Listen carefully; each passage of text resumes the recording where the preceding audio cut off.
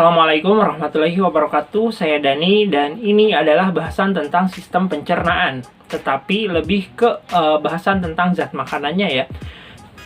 Pada video sistem pencernaan itu ada 3 video yang menjadi satu kesatuan. Yang pertama itu ada tentang zat makanan, yang kedua itu tentang proses pencernaan, dan yang ketiga itu tentang penyakit yang berhubungan dengan sistem pencernaan.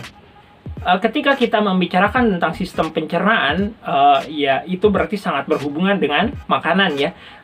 Dan apabila kita membicarakan tentang makanan, berarti ada sesuatu ya yang kita masukkan ke dalam mulut atau kita makan ya. Untuk menjalankan fungsinya, tubuh kita itu memerlukan energi, dan energi tersebut didapatkan dari zat makanan yang kita masukkan ke dalam tubuh dengan cara makan.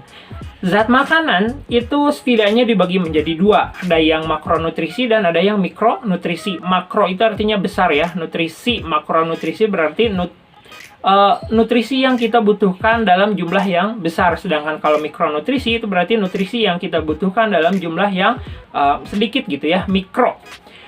Untuk zat makanan yang termasuk ke dalam kategori makronutrisi itu ada karbohidrat, kemudian ada lemak, dan ada juga protein. Kemudian untuk yang mikronutrisi itu berarti zat makanan yang kita butuhkan dalam jumlah sedikit, itu contohnya ada mineral dan juga ada vitamin ya, air juga termasuk di dalamnya. Kita mulai dari yang pertama, yaitu adalah karbohidrat. Karbohidrat ini yang paling utama kita bisa dapetin dari nasi ya, atau bisa juga dari jagung, kemudian dari sagu, dari kentang, juga dari ubi ya. Banyak sekali bahan makanan yang di dalamnya mengandung karbohidrat. Nah, karbohidrat dalam tubuh kita itu berfungsi sebagai sumber energi utama. Jadi, energi yang dihasilkan atau yang kita gunakan untuk beraktivitas itu sumber utamanya adalah karbohidrat. Kenapa demikian? Karena pada saat peristiwa metabolisme, zat makanan yang lebih dulu atau paling utama diubah menjadi energi adalah karbohidrat ya. Dalam 1 gram karbohidrat itu dapat mengandung sekitar 4,1 kalori ya. Berdasarkan strukturnya, karbohidrat ini dapat kita bagi menjadi 3. Ada monosakarida, kemudian ada disakarida, dan juga ada polisakarida. Monosakarida berarti tersusun atas 1 molekul gula.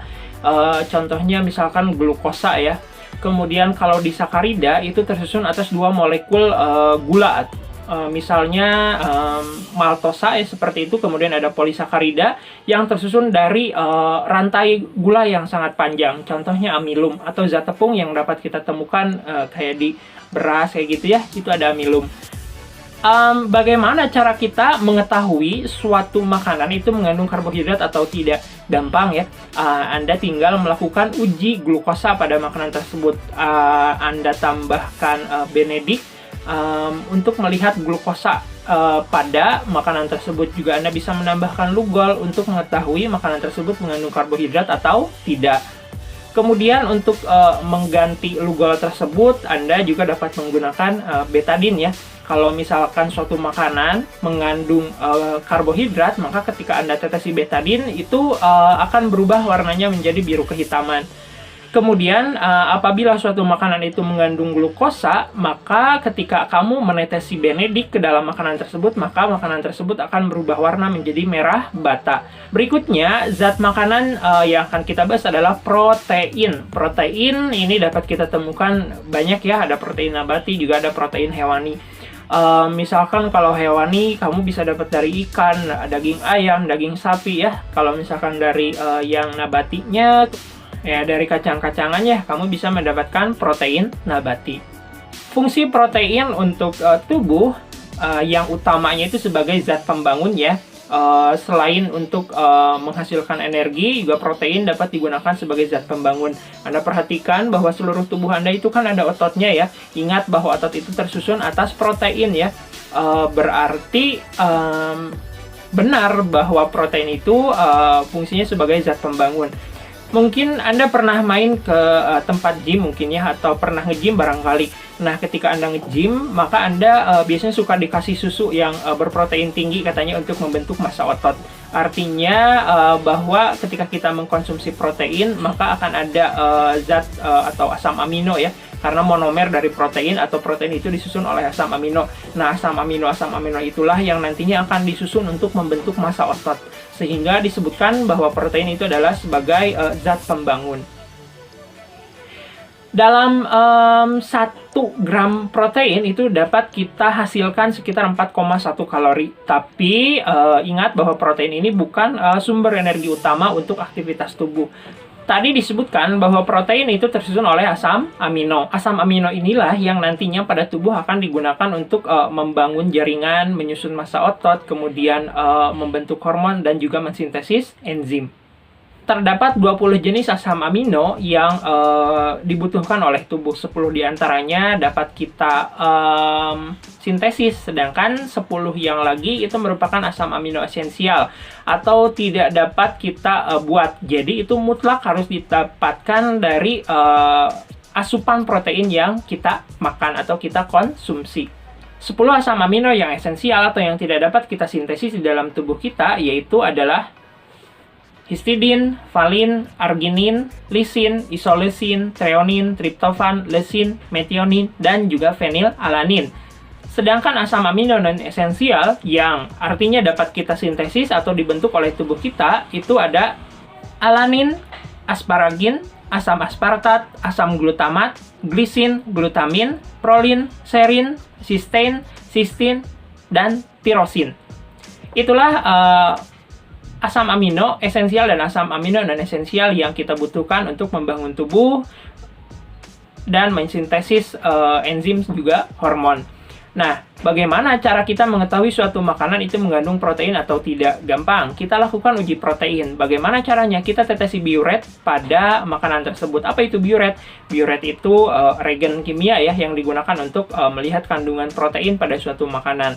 Apabila suatu makanan mengandung protein, maka ketika ditetesi biuret beberapa saat kemudian, maka makanan tersebut akan berubah warna menjadi ungu. Zat makanan berikutnya yang akan kita bahas adalah lemak. Lemak ini merupakan zat makanan yang mengandung energi paling besar ya. Dari 1 gram lemak itu dapat menghasilkan sekitar 9,3 kalori. Fungsi lemak di dalam tubuh selain sumber energi ini berfungsi untuk melarutkan vitamin ya. Ada beberapa vitamin yang larut dalam lemak, yaitu ada vitamin A, D, E, dan vitamin K. Lemak juga dapat menjadi bantalan organ ya, misalkan ini di lapisan subkutan ini kan ada lemaknya ya, ini untuk meredam benturan gitu. Kalau misalkan terkena benturan, setidaknya itu ada lemak di sana yang dapat menahan benturannya. Kemudian lemak juga berfungsi sebagai pengatur suhu ya di dalam tubuh. Bahan makanan yang mengandung lemak ya banyak ya, ada lemak nabati dan juga ada lemak hewani. Kalau lemak nabati berarti kita dapatkan dari tumbuhan. Biasanya ini digolongkan juga sebagai lemak tak jenuh ya, atau lemak yang memiliki ikatan rangkap. Kemudian kalau yang dari hewan atau lemak hewani itu biasanya dinamakan juga lemak jenuh atau yang dia tidak memiliki ikatan rangkap seperti itu. Kalau lemak nabati bisa Anda dapatkan dari kacang-kacangan atau minyak kelapa, minyak sawit ya, macam itu. Kalau misalkan lemak hewani biasanya dapatin dari ikan, dari daging sapi, daging ayam yang kita konsumsi itu biasanya mengandung lemak. Bagaimana cara mengetahui suatu makanan itu mengandung lemak atau tidak? Gampang, Anda gerus terlebih dahulu si makanan tersebut, kemudian Anda oles-oleskan ke dalam kertas buram, kemudian Anda jemur. Nah, apabila setelah dijemur meninggalkan berkas atau bercak yang bening gitu ya, atau tembus pandang si kertasnya, dapat kita simpulkan bahwa makanan tersebut mengandung lemak. Itulah 3 zat makanan yang termasuk ke dalam makromolekul. Berikutnya ada 3 zat makanan yang termasuk ke dalam mikromolekul. Yang pertama itu ada mineral. Mineral ini kita butuhkan dalam jumlah sedikit ya di dalam tubuh. Contohnya seperti kalsium, kemudian zat besi, kemudian kalium, natrium ya. Itu adalah zat makanan yang dibutuhkan dalam jumlah sedikit. Kenapa sedikit? Karena ini fungsinya bukan sebagai sumber energi utama ya. Mineral ini hanya digunakan untuk pelengkap berbagai proses tubuh. Berikutnya ada vitamin. Vitamin sama halnya dengan mineral, ini merupakan mikromolekul yang fungsinya bukan sebagai sumber energi utama ya. Vitamin itu banyak ya jenisnya, ada vitamin A, kemudian B, C, D, E, dan K ya. Dapat dibagi dua, ada vitamin yang larut dalam air, kemudian ada vitamin yang larut dalam lemak. Kalau vitamin yang larut dalam lemak itu diantaranya ada vitamin A, vitamin D, vitamin E, dan vitamin K. Kalau vitamin B dan vitamin C itu biasanya larut dalam air. Vitamin A ini biasanya dapat kita temukan dari makanan yang berwarna orange ya, orange tua atau hijau seperti itu. Contohnya misalkan wortel ya, vitamin A ini baik untuk kesehatan mata.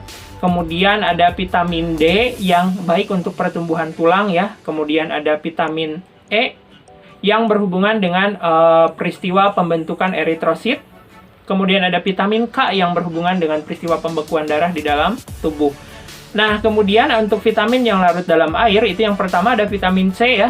Vitamin C ini bagus ya, fungsi utamanya yaitu untuk menjaga sistem imun ya, sistem kekebalan tubuh gitu ya, biar kita tetap aktif dan energik dan terhindar dari berbagai jenis patogen ya, seperti virus dan bakteri. Kemudian untuk vitamin B, ini banyak ya jenisnya. Vitamin B ada B1, nama lainnya juga thiamin. Kemudian ada B2, nama lainnya riboflavin. Ada B3, nama lainnya niacin.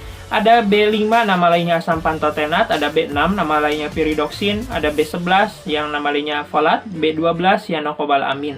Untuk vitamin B, karena jenisnya juga banyak, fungsinya juga banyak ya, tetapi biasanya vitamin B ini digunakan sebagai koenzim. Koenzim itu berarti ya yang melengkapi struktur suatu enzim sehingga jadi holoenzim, artinya berkaitan dengan fungsi enzim tersebut dalam reaksi kimia di dalam tubuh. Itu vitamin ya. Selanjutnya itu ada air. Air, 80% dari tubuh kita itu kan tersusun oleh air ya.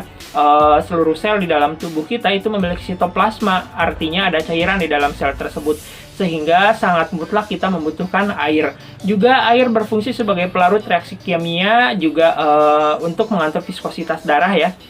Ingat bahwa darah kita itu kan tersusun oleh air gitu. Semakin kecil atau semakin sedikit airnya, maka darah itu akan semakin mengental dan itu akan menyulitkan nanti jantung memompa darahnya. Sehingga Anda harus memperbanyak minum air ya. Kemudian kalau kekurangan air, tubuh juga bisa mengalami yang namanya dehidrasi. Itulah berbagai jenis zat makanan yang kita butuhkan. Berdasarkan zat makanannya, kita dapat mengklasifikasikan makhluk hidup menjadi herbivora, makhluk hidup yang memakan tumbuhan. Kemudian ada karnivora, makhluk hidup yang memakan daging. Dan ada omnivora, yaitu makhluk hidup yang memakan segalanya. Itulah materi tentang zat makanan ya. Jadi untuk zat makanan itu ada makronutrisi dan ada mikronutrisi. Apabila yang saya sampaikan ini salah, silahkan Anda koreksi di kolom komentar. Apabila yang saya sampaikan ini benar, itu murni dari Tuhan. Saya hanya menyampaikan, salah-salahnya murni dari saya. Terima kasih, sampai ketemu di video selanjutnya. Terima kasih. Assalamualaikum warahmatullahi wabarakatuh.